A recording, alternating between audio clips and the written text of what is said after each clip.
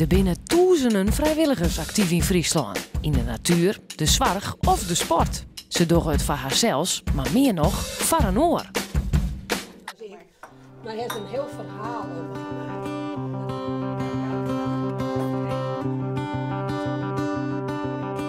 Mijn naam is Sandra Dollek, ik ben 43 jaar en ik ben hier enthousiast vrijwilliger bij de Wissel omdat ik gek ben van dieren. En ik vorig jaar dacht, nou laat ik niet alleen geld geven als donateur aan de organisatie, maar ook eens mijn handen uit de mouw steken.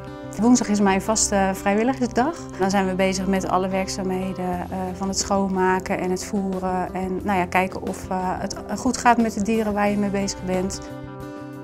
Nou, ik heb ooit eens ergens gelezen, je kan niet alle dieren op de wereld redden, maar je kan wel de wereld van een dier veranderen. Nou, als ik daar dan een klein stukje aan mag bijdragen voor zo'n dier, ja, dan is dat voor mij al helemaal geslaagd.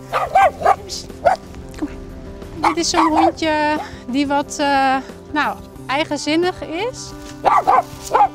In het begin kon die ook niet zo makkelijk aangelijnd worden en dan wilde die nog wel eens laten zien van dat hij de baas was, zeg maar, of dat hij dat wilde zijn.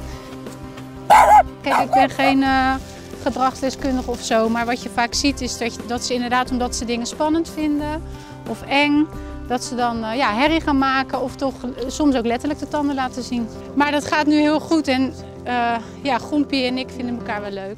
Wat een grote kip ben jij, hè? Ja. Als ik dan terugkom van het wandelen, dan ga ik nog even bij ze zitten in de kennel.